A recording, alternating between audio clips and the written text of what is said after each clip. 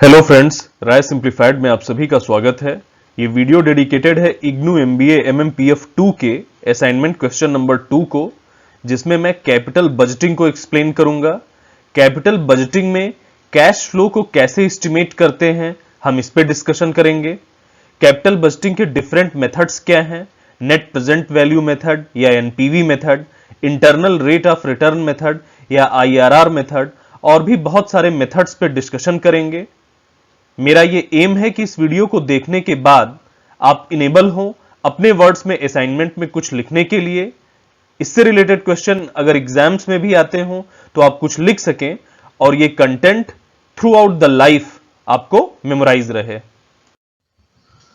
तो दोस्तों, क्वेश्चन है, how is cash flow for capital budgeting estimated? Describe and distinguish the net present value NPV method and internal rate of return IRR methods of capital budgeting. तो इसमें हम सबसे पहले capital budgeting को देखेंगे कि कैपिटल बजटिंग क्या होती है। उसके बाद कैपिटल बजटिंग में कैश फ्लो को कैसे एस्टिमेट करते हैं उस पर डिस्कशन करेंगे। मेथड्स ऑफ कैपिटल बजटिंग, जो different methods of capital budgeting है, उसमें कुछ ट्रेडिशनल टेक्निक्स हैं जैसे एवरेज और accounting rate of return, pay back period, और कुछ मॉडर्न टेक्निक्स हैं जिसमें एनपीवी या net present value method, IRR या internal rate of return method, और प्रॉफिटेबिलिटी इंडेक्स पीआई मेथड। ये सारे मेथड्स पे हम डीप डिस्कशन करेंगे और लास्ट में मैं इस पूरे वीडियो को समराइज करूंगा ताकि एक साथ आपको इसकी क्लियर अंडरस्टैंडिंग हो। दोस्तों, अगर हम कैपिटल बजटिंग की बात करें तो कैपिटल का मतलब होता है पैसा, यानी कि मनी, ऐसा पैसा जो कि हम लॉन्ग टर्म में यूज करते हैं। बजटिंग हम सभी कभी ना कभी अपनी लाइफ में जरूर किए होंगे। सपोज हमें कोई घर बनवाना है तो उसके पहले हम बजट प्रिपेयर करते हैं कि उसमें कितना खर्चा लगेगा। कोई फंक्शन ऑर्गेनाइज करना है, उसमें भी हम बजट ऑर्गेनाइज करते हैं, बजट प्रिपेयर करते हैं। तो बजटिंग का मतलब है, budgeting is approximate estimation of expense to be incurred in future. जो भी एक्सपेंस फ्यूचर में होना है उसका अगर हम एक अप्रॉक्सीमेट, कभी भी बजट एक्यूरेट नहीं होता, एक हम अप्रॉक्सीमेट एस्टिमेशन करें तो इसे बजटिंग कहते हैं। तो अगर हम कैपिटल और बजटिंग इन दोनों को मिक्स कर दें तो capital budgeting is approximate estimation of expenses to be incurred in long term project of a business and to decide whether company should accept और रिजेक्ट द प्रोजेक्ट। यानी कि कैपिटल बजटिंग कंपनी के long term business में जो भी कोई अगर project करना है उसमें जो भी एक्सपेंस होना है उसका एक अप्रॉक्सीमेट एस्टीमेट तैयार करना और उस एस्टीमेट के हिसाब से यह डिसाइड करना कि कंपनी को उस प्रोजेक्ट में इन्वेस्ट करना चाहिए या नहीं करना चाहिए। इस जो प्रोसेस है, इस प्रोसेस को हम कैपिटल बजटिंग कहते हैं। तो इस डेफिनेशन से ही यह क्लियर है दोस्तों कि कैपिटल बजटिंग में मेनली दो स्टेप्स होते हैं। फर्स्ट स्टेप में हम क्या करते हैं कि जो भी कैश फ्लो का एस्टिमेशन है उसको हम करते हैं कि क्या क्या कैश फ्लो होगा उस प्रोजेक्ट को करने में, और सेकेंडली हम ये डिसाइड करते हैं कि हमें उस प्रोजेक्ट को एक्सेप्ट करना है या रिजेक्ट करना है। ये जिन मेथड से हम डिसाइड करते हैं उनको कैपिटल बजटिंग मेथड्स कहते हैं। इस क्वेश्चन में मेनली एनपीवी यानी कि नेट प्रेजेंट वैल्यू मेथड और आईआरआर यानी कि internal rate of return method की बात की गई है, लेकिन हम और सारे भी मेथड्स को डिस्कस करेंगे। तो सिंपल है दोस्तों, कैपिटल बजटिंग क्या है? कंपनी को अगर कोई अपना लॉन्ग टर्म प्रोजेक्ट रन करना है तो उस प्रोजेक्ट में जो भी अप्रॉक्सीमेट एक्सपेंडिचर होगा उस अप्रॉक्सीमेट एक्सपेंडिचर का एक एस्टीमेट बनाना और उसके बाद यह डिसाइड करना कि उस प्रोजेक्ट में कंपनी को इन्वेस्ट करना चाहिए या नहीं। इस पूरे प्रोसेस को हम कैपिटल बजटिंग कहते हैं और इसमें दो स्टेप्स होते हैं, कैश फ्लो एस्टीमेट करना और फर्दर यह डिसाइड करना कि उस प्रोजेक्ट को एक्सेप्ट या रिजेक्ट करना है। दोस्तों, अगर हम कैपिटल बजटिंग में estimation of cash flow of project की बात करें तो टाइमलाइन के हिसाब से, प्रोजेक्ट के टाइमलाइन के हिसाब से इसको तीन पार्ट्स में डिवाइड कर सकते हैं: initial cash flow, subsequent cash flow और टर्मिनल कैश फ्लो।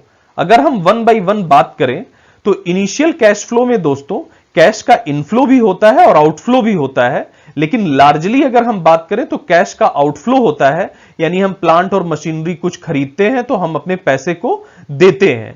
तो अगर हम सबसे पहले बात करें दोस्तों हमें एक प्रोजेक्ट स्टार्ट करना है तो हमें कुछ fixed asset, plant, machinery, land, ये सारी चीजें खरीदनी होंगी।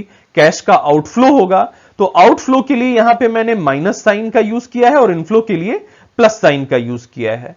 तो minus of cost of fixed asset, जो भी फिक्स्ड एसेट हमने खरीदा है उसकी कॉस्ट हमें देनी होगी। अब सारा फिक्स्ड एसेट हमने ले लिया, इनको इंस्टॉल भी करना होगा, तो हम लिख सकते हैं minus of installation cost. Installation करने के लिए भी कुछ पैसा देना होगा, कैश आउटफ्लो होगा। उसके बाद दोस्तों अगर हमारे पास कुछ पुराना एसेट बचा हुआ है उसको हम सेल कर सकते हैं, तो अगर हम पुराने एसेट को सेल करेंगे तो भी कैश का इनफ्लो होगा, इसे हम plus selling price of old asset लिख सकते हैं। अब दो कंडीशंस हो सकती हैं, अगर हमने अपने ओल्ड एसेट को बेचा है तो या तो हमें कैपिटल गेन होगा या हमें कैपिटल लॉस होगा। अगर कैपिटल गेन होगा तो हमें उस पे कुछ टैक्स देना होगा, तो हम लिख सकते हैं minus tax on capital gain, क्योंकि टैक्स देना भी एक तरह का आउटफ्लो है। अगर हमें कैपिटल लॉस हुआ है तो उससे हमारी टैक्स सेविंग्स होंगी, यानी कि वो भी एक कैश का इनफ्लो होगा, तो हम लिख सकते हैं plus tax saving on capital loss. इन दोनों में से कोई एक सिचुएशन होगी दोस्तों। और माइनस एडिशनल वर्किंग कैपिटल, कोई भी प्रोजेक्ट शुरू करने के लिए, उसके डे टू डे बिजनेस को ऑपरेट करने के लिए हमें एक वर्किंग कैपिटल की जरूरत पड़ेगी। तो जो भी वर्किंग कैपिटल है उसको इकट्ठा करने के लिए हमें कैश को देना पड़ेगा, एक कैश का आउटफ्लो होगा, तो उसे हम लिख सकते हैं माइनस एडिशनल वर्किंग कैपिटल। अब दोस्तों हम सब्सिक्वेंट कैश फ्लो की बात करें तो ये वो स्टेज है प्रोजेक्ट की जिसमें प्रोजेक्ट से हमें कुछ पैसे मिलना शुरू करेंगे। ये भी कैश का इनफ्लो और आउटफ्लो दोनों होता है दोस्तों इसमें, लेकिन अगर हम लार्जली बात करें इसमें कैश का इनफ्लो होता है, तभी तो हम ये प्रोजेक्ट कर रहे हैं क्योंकि हमें इन फ्यूचर कुछ पैसा मिले। तो इसमें हम बात करें सबसे पहला जो इनफ्लो होता है वो सेल से होता है।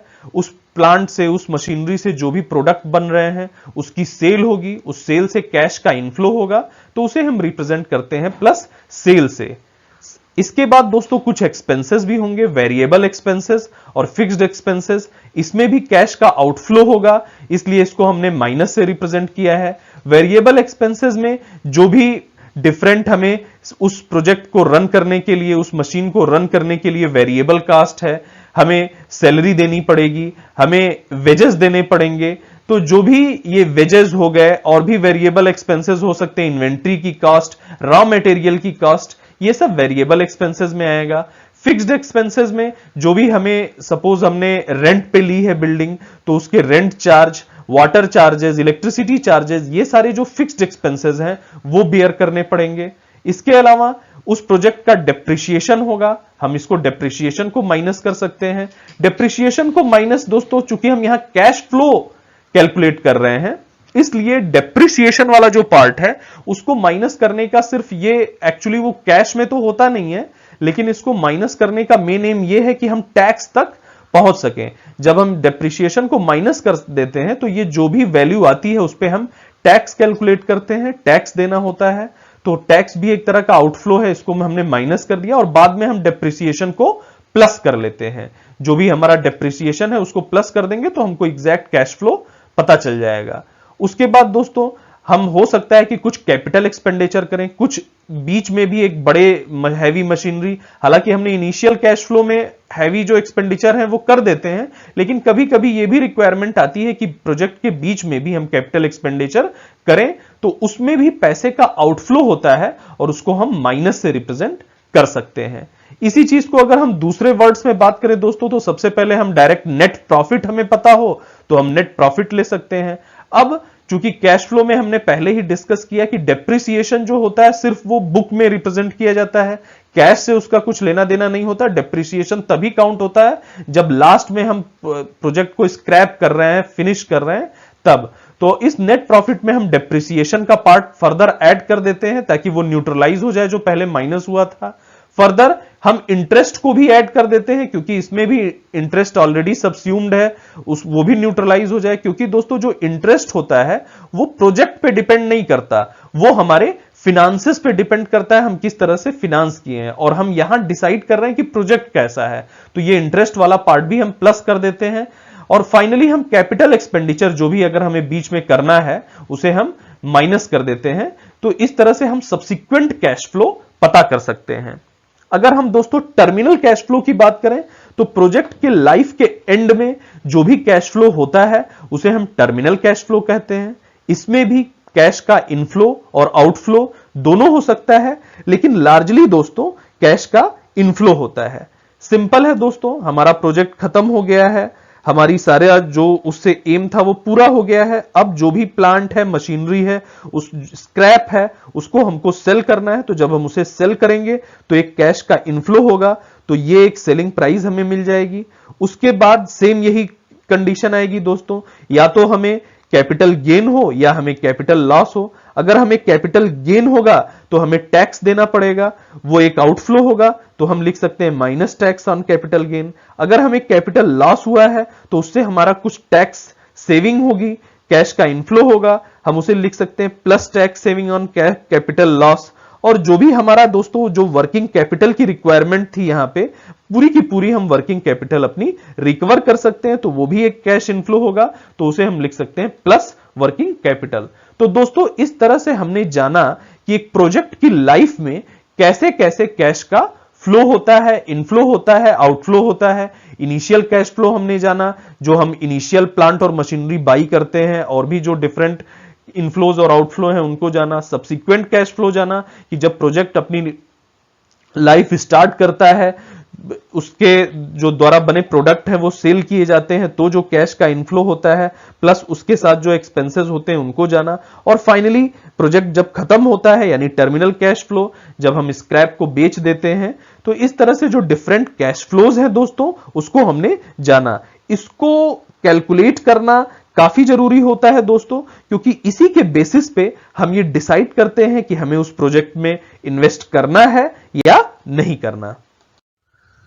दोस्तों अगर हम कैपिटल बजटिंग मेथड्स की बात करें तो इसको दो कैटेगरीज में कैटेगराइज किया गया है। एक है ट्रेडिशनल टेक्निक और दूसरा है मॉडर्न टेक्निक। ट्रेडिशनल और मॉडर्न टेक्निक में जो दोस्तों मेन डिफरेंस है कि जो ट्रेडिशनल टेक्निक है वो टाइम वैल्यू ऑफ मनी को कंसीडर नहीं करती है, जबकि मॉडर्न टेक्निक में time value of money consider किया जाता है। अब ये टाइम वैल्यू ऑफ मनी क्या होता है दोस्तों? टाइम वैल्यू ऑफ मनी का कुछ भी नहीं दोस्तों, बहुत ही सिंपल मतलब है। आज सपोज हमारे पास 100 रुपीज है और हम उससे किसी भी प्रोडक्ट की 10 पीसेज ले सकते हैं, तो after 5 years, after 10 years in future उस 100 रुपीज से हम उतनी ही प्रोडक्ट को, उतनी ही क्वांटिटी को परचेज नहीं कर सकते हैं। उस 100 रुपीज की जो वैल्यू है वो डिप्रिशिएट करती है, क्योंकि इन्फ्लेशन इंक्रीज कर रहा है और डिफरेंट सारे फैक्टर्स हैं। तो टाइम के साथ जो मनी है उसकी वैल्यू का डिक्रीज करना ही टाइम वैल्यू ऑफ मनी कहलाता है। फ्यूचर में पैसे की जो वैल्यू है वो आज के अगर वैल्यू से कंपेयर करें तो 100 रुपीज जो आज का है उसकी वैल्यू इन फ्यूचर 100 से कम रह जाएगी, 80 रह जाएगी, 70 रह जाएगी। तो इस चीज को जो कवर करती है, जो अकाउंट में लेती है, उसे हम टाइम वैल्यू ऑफ मनी कहते हैं उस थ्योरी को। और जो मॉडर्न टेक्निक्स हैं वो टाइम वैल्यू ऑफ मनी को कंसीडर करती हैं, जबकि जो ट्रेडिशनल टेक्निक्स हैं वो टाइम वैल्यू ऑफ मनी को कंसीडर नहीं करती हैं। जो हमारा इस क्वेश्चन में है दोस्तों एनपीवी और आईआरआर मेथड, ये मॉडर्न टेक्निक में आते हैं, हम इसको डिस्कस करेंगे। प्रॉफिटेबिलिटी इंडेक्स को डिस्कस करेंगे, और इसके अलावा हम ट्रेडिशनल टेक्निक्स भी देखेंगे कि जिसमें हम टाइम वैल्यू ऑफ मनी को कंसीडर नहीं करते हैं। अकाउंटिंग या एवरेज रेट ऑफ रिटर्न क्या होता है और पे बैक पीरियड क्या होता है, ताकि हम ये सारी टेक्निक्स अगर हम देख लें तो हमें क्लियर कट अंडरस्टैंडिंग होगी कि कैपिटल बजटिंग के डिफरेंट मेथड्स क्या हैं, और इन डिफरेंट मेथड्स में हम कंपैरिजन भी कर सकते हैं। दोस्तों जो एनपीवी मेथड होता है वो एक मॉडर्न अप्रोच है कैपिटल बजटिंग का, जिसमें टाइम वैल्यू ऑफ मनी को कंसीडर करते हैं। हमने टाइम वैल्यू ऑफ मनी को जाना कि एक एग्जांपल अगर हम लें, 100 रुपीज की जो वैल्यू है वो आज से 5 साल के बाद 100 रुपीज से कम हो जाएगी, क्योंकि इन्फ्लेशन होगा और डिफरेंट फैक्टर्स होंगे। तो इसी चीज को हम टाइम वैल्यू ऑफ मनी कहते हैं। और जो नेट प्रेजेंट वैल्यू मेथड है वो टाइम वैल्यू ऑफ मनी को कंसीडर करता है। In this method, all future cash flows are discounted to present value to calculate net present value. इसमें क्या होता है दोस्तों, जो भी फ्यूचर में कैश फ्लोज होते हैं उसको एक डिस्काउंटिंग रेट पे, प्रेजेंट वैल्यू पे डिस्काउंट कर दिया जाता है, और हम प्रेजेंट वैल्यू उन सारे फ्यूचर कैश फ्लोज की ऑब्टेन कर लेते हैं, और उसके बाद हम नेट प्रेजेंट वैल्यू निकालते हैं। नेट प्रेजेंट वैल्यू का फॉर्मूला क्या होता है दोस्तों? Present value of all future cash inflows minus present value of cash outflows. जो भी कैश इनफ्लो को की एक प्रेजेंट वैल्यू होगी, उसको हम उसमें से जो कैश का आउटफ्लो है उसकी प्रेजेंट वैल्यू कैलकुलेट करेंगे और इन दोनों को सब्ट्रैक्ट कर देंगे तो हमें नेट प्रेजेंट वैल्यू मिल जाएगी दोस्तों। अब जो भी फ्यूचर का कैश फ्लो है, इनफ्लो और आउटफ्लो, इन दोनों की प्रेजेंट वैल्यू निकालने के लिए हम जिस फार्मूले का यूज करेंगे दोस्तों, वो कोई नहीं, जो हमारा कंपाउंडिंग का फार्मूला है वही यूज करेंगे। हमें ये फ्यूचर वैल्यू पता है दोस्तों, इस पे प्रेजेंट वैल्यू निकालने के लिए 1/1 plus r to the power n, इस ये वाला जो फैक्टर है जिसको हम प्रेजेंट वैल्यू फैक्टर भी कहते हैं, फ्यूचर वैल्यू से मल्टीप्लाई कर देंगे तो हमें उस कैश फ्लो की, या जो कि आउटफ्लो भी हो सकता है और इनफ्लो हो सकता है, उसकी हमें प्रेजेंट वैल्यू मिल जाएगी। इस फार्मूले में जो ये प्रेजेंट वैल्यू फैक्टर है दोस्तों, कभी कभी क्वेश्चन में ऑलरेडी दिया होता है, और अगर नहीं दिया तो हम इजीली कैलकुलेट कर सकते हैं दोस्तों। इस फार्मूले में जो n है वो नंबर ऑफ ईयर्स है, 1 2 3 4 5 6 जो भी हो सकता है, और जो r है वो डिस्काउंटिंग रेट है या मिनिमम रेट ऑफ रिटर्न है जो भी हम उस प्रोडक्ट से एक्सपेक्ट कर रहे हैं। सपोज हम ये एक्सपेक्ट कर रहे हैं कि वो प्रोजेक्ट हमें 10% का रिटर्न तो देगा ही, तो वहां पे r की वैल्यू 0.10 हो जाएगी। तो ये जो भी हमारा मिनिमम रेट ऑफ रिटर्न हम एक्सपेक्ट कर रहे हैं वही डिस्काउंटिंग रेट है और n नंबर ऑफ ईयर्स है।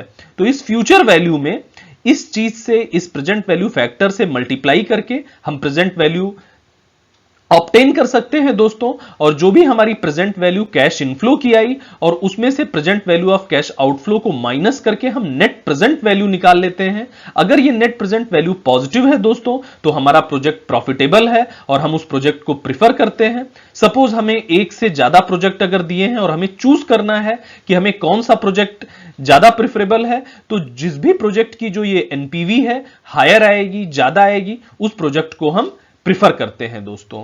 तो इस तरह से एनपीवी मेथड को हमने जाना दोस्तों। एनपीवी मेथड एक टाइम वैल्यू ऑफ मनी पे बेस्ड मेथड है। इसमें जो भी हमारे कैश फ्लोज हैं उनको हम सबसे पहले फ्यूचर कैश फ्लोज की प्रेजेंट वैल्यू कैलकुलेट कर लेते हैं। उसका फार्मूला है, हम फ्यूचर जो भी कैश फ्लोज हैं उससे प्रेजेंट वैल्यू फैक्टर से मल्टीप्लाई कर देते हैं। ये प्रेजेंट वैल्यू फैक्टर अगर दिया है तो ठीक है, नहीं दिया है तो 1/1 plus r to the power n, जहां पे r जो है हमारा डिस्काउंटिंग रेट ऑफ रिटर्न है या जो भी हमारा मिनिमम रेट ऑफ रिटर्न है उससे हम उसकी वैल्यू पुट कर सकते हैं जो कि हमें ऑलरेडी नोन होती है, n नंबर ऑफ ईयर्स हैं।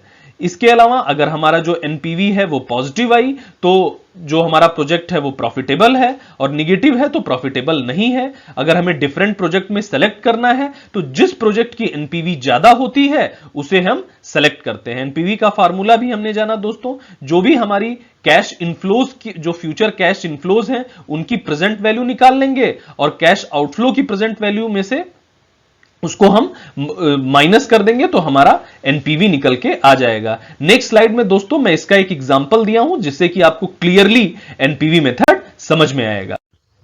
दोस्तों इस एग्जाम्पल में दो प्रोजेक्ट हैं, एक प्रोजेक्ट ए है और एक प्रोजेक्ट बी है। इसको हम ध्यान से देखें तो हम एनपीवी की हमें क्लियर अंडरस्टैंडिंग होगी। जो भी दोस्तों मैंने ब्लू से लिखा है वो फिगर्स हमें ऑलरेडी दिए हुए हैं और जो रेड से मैंने इसमें यहां पे मेंशन किया है वो उन चीजों का हमने कैलकुलेशन किया है। सपोज हमारे पास दो प्रोजेक्ट है, प्रोजेक्ट ए और project B. First, second, third, fourth, fifth year में ये ऑलरेडी चीजें दी हुई हैं कि कैश का इनफ्लो कितना कितना कितना होगा और टोटल उस प्रोजेक्ट में इनिशियल जो कैश आउटफ्लो है उसकी वैल्यू दी है प्रोजेक्ट ए के लिए। सिमिलरली प्रोजेक्ट बी के लिए भी ये सारी चीजें दी हुई हैं। अब दोस्तों हमें यह पता करना है कि जो भी ये प्रोजेक्ट, इस दोनों प्रोजेक्ट में कौन सा प्रोजेक्ट हम प्रिफर करेंगे। इसके लिए दोस्तों एक हमें यह चीज दी हुई है कि हमारा जो minimum rate of expected return है वो है 10%। तो आर की वैल्यू 10% दी हुई है दोनों प्रोजेक्ट में, हम मिनिमम 10% का जो रिटर्न है वो एक्सपेक्ट कर रहे हैं। तो सबसे पहला हमारा काम क्या होगा दोस्तों, जो भी ये हमारे फ्यूचर के जो कैश इनफ्लोज हैं उसको हम प्रेजेंट वैल्यू में उसको कन्वर्ट करेंगे। इसके लिए हमें प्रेजेंट वैल्यू फैक्टर कैलकुलेट करना होगा। इसमें कुछ भी नहीं दोस्तों, हमें ये पता है 1/1 + r to the power n, ये रखते जाएंगे। फर्स्ट ईयर में n की वैल्यू 1 होगी, सेकेंड ईयर में 2 होगी, 3, 4, 5, इस तरह से हम कैलकुलेटर के द्वारा इसे कैलकुलेट कर सकते हैं।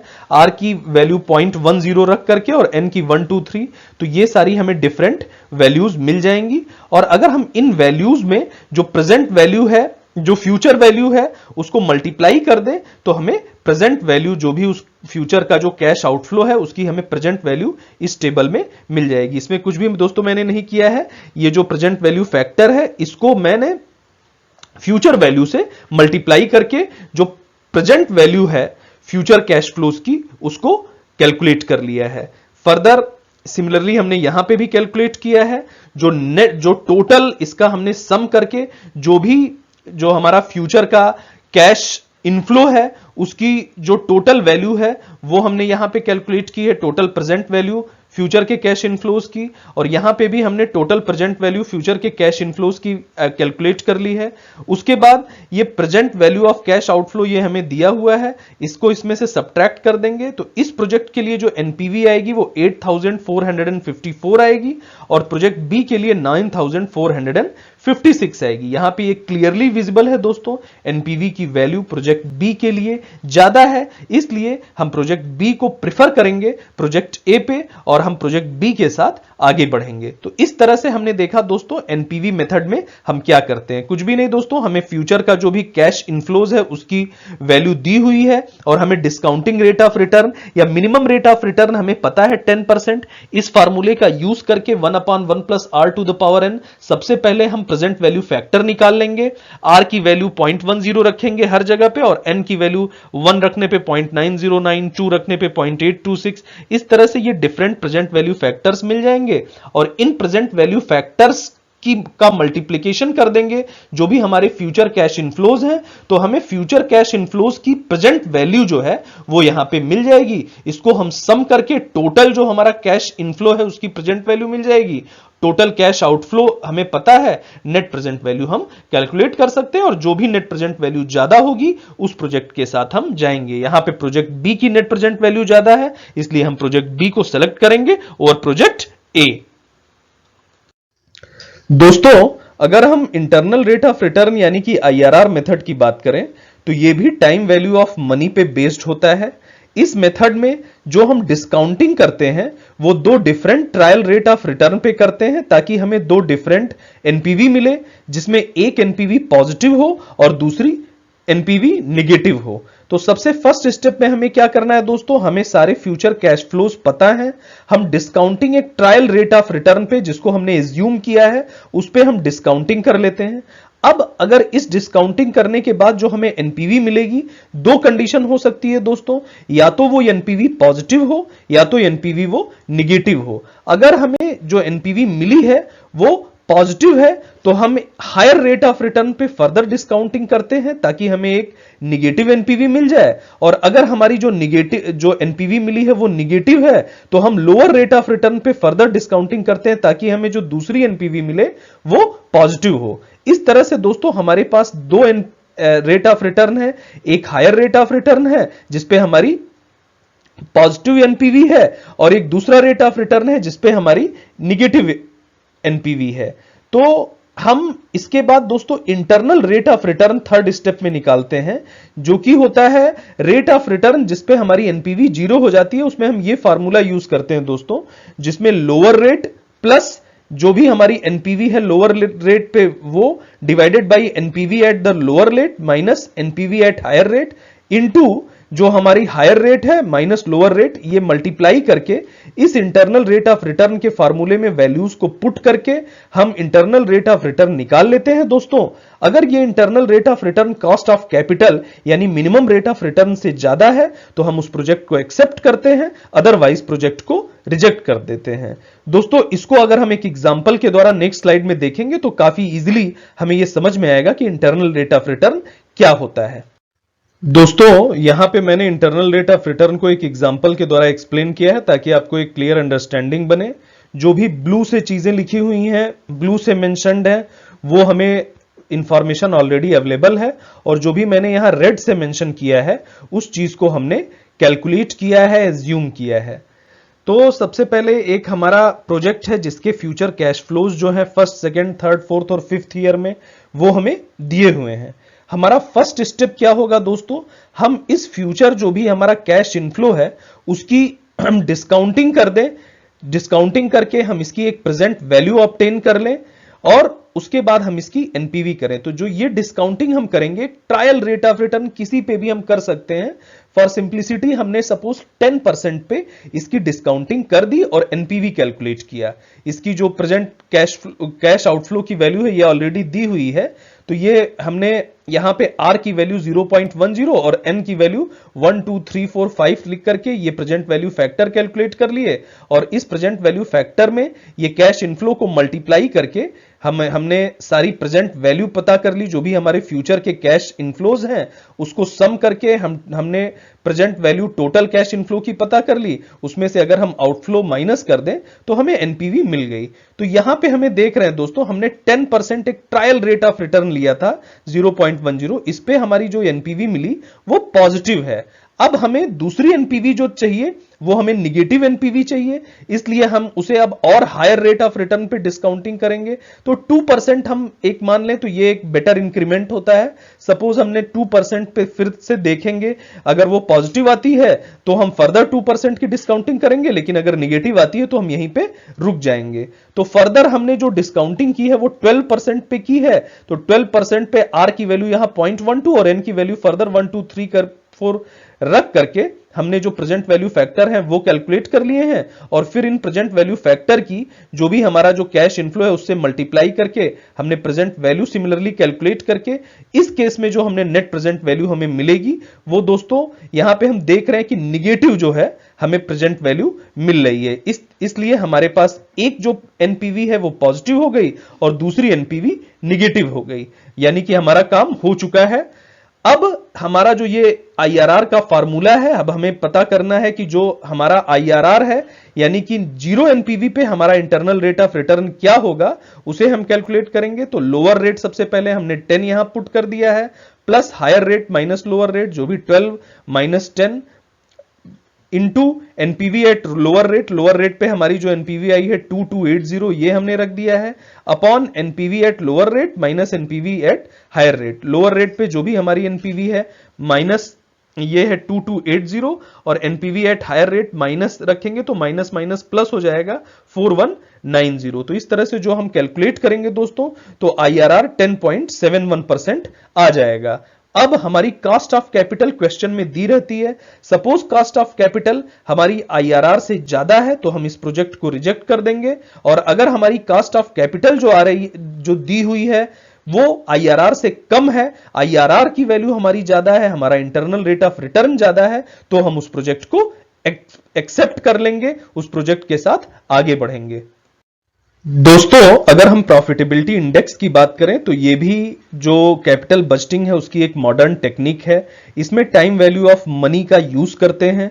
हम सारे जो भी हमारे कैश इनफ्लोज हैं, फ्यूचर कैश आउटफ्लोज हैं, उन सब की सबसे पहले प्रेजेंट वैल्यू निकाल लेते हैं। उसके बाद जो प्रॉफिटेबिलिटी इंडेक्स का फार्मूला होता है present value of all future cash inflows divided by present value of all cash outflows कर देते हैं तो हमें प्रॉफिटेबिलिटी इंडेक्स निकल जाती है। जिस तरह से एनपीवी में हमने जो present value of cash inflow है उसमें से कैश आउटफ्लो की प्रेजेंट वैल्यू को माइनस कर देते हैं, ठीक उसी तरह प्रॉफिटेबिलिटी इंडेक्स में हम कैश इनफ्लो की प्रेजेंट वैल्यू से कैश आउटफ्लो की प्रेजेंट वैल्यू को डिवाइड कर देते हैं। तो यहां पे हम सिंपली दोस्तों देख सकते हैं कि अगर प्रेजेंट वैल्यू और कैश इनफ्लो की present value of cash outflow से ज्यादा हो, जो न्यूमरेटर है वो डिनोमिनेटर से ज्यादा है, तो पीआई जो है प्रॉफिटेबिलिटी इंडेक्स है 1 से ज्यादा आएगी। और इस केस में सिंपल हम ये भी देख सकते हैं कि अगर इनफ्लो ज्यादा है और आउटफ्लो कम है तो जो एनपीवी होता है इनफ्लो माइनस आउटफ्लो वो पॉजिटिव आएगा और प्रोजेक्ट एक्सेप्टेबल होगा। और दूसरा, अगर प्रॉफिटेबिलिटी इंडेक्स 1 से कम है तो इसका यह मतलब होगा कि जो कैश इनफ्लो की प्रेजेंट वैल्यू है वो कैश आउटफ्लो की प्रेजेंट वैल्यू से कम होगी, तो प्रॉफिटेबिलिटी इंडेक्स 1 से कम आएगी और एनपीवी निगेटिव आएगी और प्रोजेक्ट एक्सेप्टेबल नहीं होगा।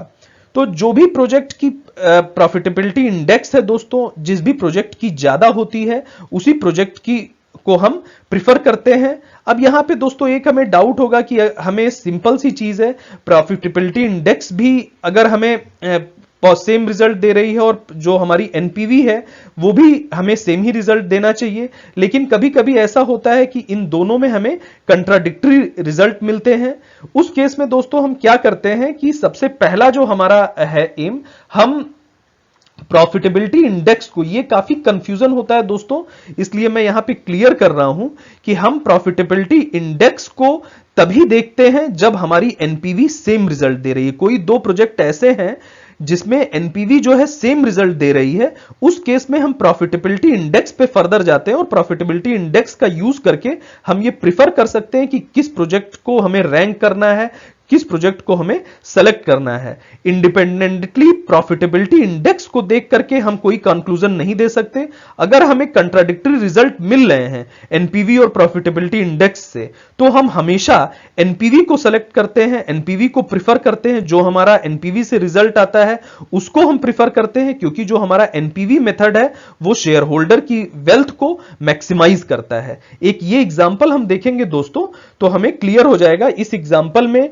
सपोज हमारी जो प्रेजेंट वैल्यू है कैश इनफ्लो की वो है 1 लाख रुपए प्रोजेक्ट ए के लिए, और कैश आउटफ्लो की वैल्यू है 80,000 रुपए प्रोजेक्ट ए के लिए। तो इस तरह से जो एनपीवी प्रोजेक्ट ए के लिए निकल के आएगा, इनफ्लो माइनस आउटफ्लो 20,000, और अगर हम इसको डिवाइड कर दे तो 1.25 आएगा प्रॉफिटेबिलिटी इंडेक्स की वैल्यू। और सिमिलरली प्रोजेक्ट बी के लिए अगर कैश इनफ्लो 1,20,000 है और कैश आउटफ्लो 1 लाख है, तो एनपीवी की वैल्यू आ जाएगी प्रोजेक्ट बी के लिए 20,000 और प्रॉफिटेबिलिटी इंडेक्स की जो वैल्यू आ जाएगी वो आ जाएगी 1.20 प्रोजेक्ट बी के लिए। यहां पे दोस्तों अगर हम ध्यान दें, सिर्फ अगर हमें प्रॉफिटेबिलिटी इंडेक्स से अगर डिसीजन लेना हो तो यहां पे प्रोजेक्ट ए की प्रॉफिटेबिलिटी इंडेक्स ज्यादा आ रही है। लेकिन इस केस में प्रोजेक्ट ए और प्रोजेक्ट बी की दोनों जो एनपीवी है वो सेम वैल्यू दे रहे हैं। तो यहां पे फर्दर हमें एनपीवी के द्वारा डिसीजन लेना इम्पॉसिबल है, क्योंकि एनपीवी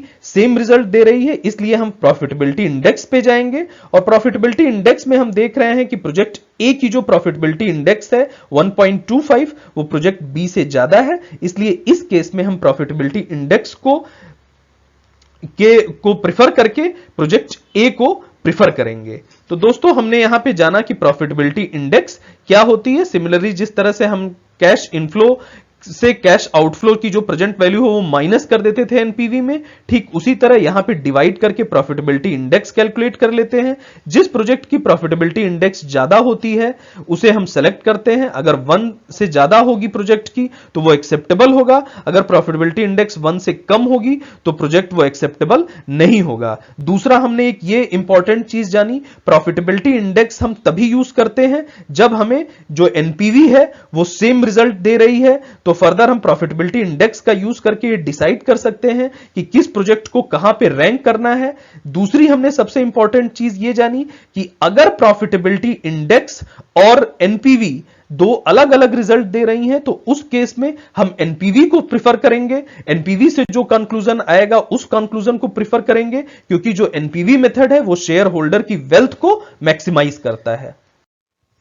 दोस्तों अगर हम प्रॉफिटेबिलिटी इंडेक्स के इस एग्जांपल को देखें तो हमें चीजें क्लेरिफाई हो जाएंगी।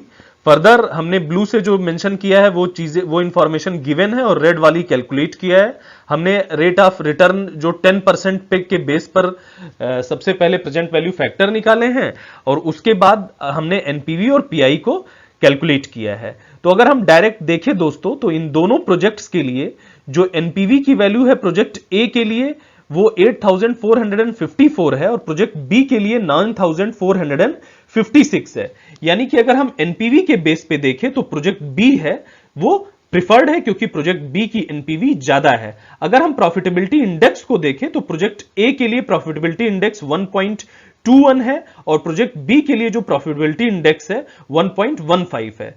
तो प्रॉफिटेबिलिटी इंडेक्स के पर्सपेक्टिव से प्रोजेक्ट ए की प्रॉफिटेबिलिटी इंडेक्स ज्यादा है और प्रोजेक्ट ए प्रिफर्ड होना चाहिए। लेकिन दोस्तों यहां पर हम ये क्लियर देख रहे हैं कि जो प्रॉफिटेबिलिटी इंडेक्स है और एनपीवी है ये कंट्राडिक्टरी रिजल्ट दे रहे हैं। प्रॉफिटेबिलिटी इंडेक्स के पर्सपेक्टिव से प्रोजेक्ट ए प्रिफर होना चाहिए और एनपीवी के पर्सपेक्टिव से प्रोजेक्ट बी प्रिफर होना चाहिए। तो जैसा हमने लास्ट स्लाइड में जाना कि अगर ऐसा केस हो जिसमें एनपीवी और प्रॉफिटेबिलिटी इंडेक्स दोनों कंट्राडिक्टरी रिजल्ट दें तो हम उस केस में एनपीवी को प्रिफर करते हैं, और क्योंकि एनपीवी शेयर होल्डर्स के वेल्थ को मैक्सिमाइज करती है, इसलिए इस केस में हम प्रोजेक्ट बी को प्रिफर करेंगे क्योंकि प्रोजेक्ट बी के केस में एनपीवी की वैल्यू ज्यादा है। दोस्तों अगर हम अकाउंटिंग या एवरेज रेट ऑफ रिटर्न यानी कि एआरआर मेथड की बात करें तो ये एक ट्रेडिशनल अप्रोच है।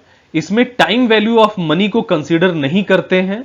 इसमें डायरेक्ट हम अकाउंटिंग या एवरेज रेट ऑफ रिटर्न इस फार्मूले से कैलकुलेट करते हैं, average profit divided by average investment into 100। हम एवरेज प्रॉफिट निकाल लेते हैं और एवरेज इन्वेस्टमेंट को उससे डिवाइड कर देते हैं। अब बात आई कि एवरेज प्रॉफिट कैसे निकालते हैं। कुछ भी नहीं दोस्तों, हमारा जो टोटल प्रॉफिट आता है डेप्रिसिएशन और टैक्स के बाद, उसमें नंबर ऑफ ईयर्स जो भी टोटल लाइफ ऑफ प्रोजेक्ट है उससे डिवाइड करके हमारा एवरेज प्रॉफिट निकल सकता है। एवरेज इन्वेस्टमेंट निकालने का फार्मूला है हमारा जो इनिशियल इन्वेस्टमेंट है और जो भी लास्ट में स्क्रैप की वैल्यू है डिवाइडेड बाय अगर हम 2 कर दें तो इससे हमारा एवरेज इन्वेस्टमेंट मिल जाएगा।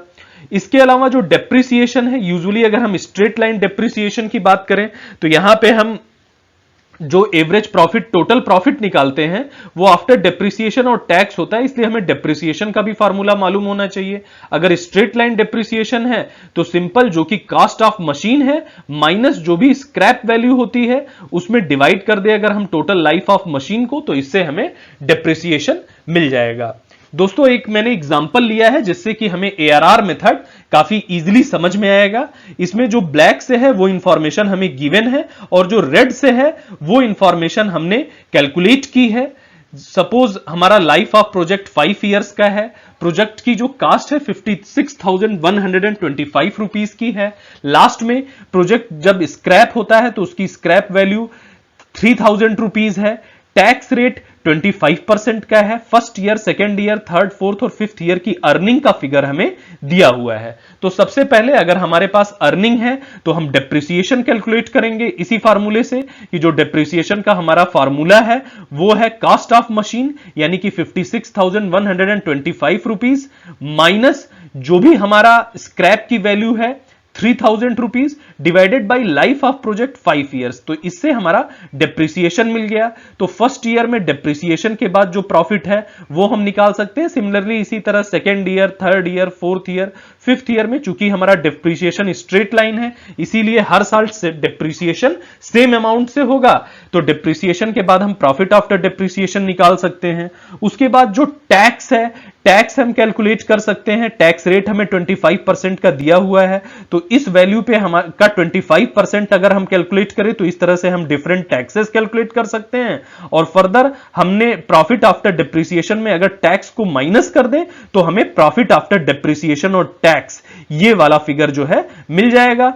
इस सारे जो profit after depreciation and tax को हम सम कर दें तो हमारे पास टोटल प्रॉफिट मिल गया।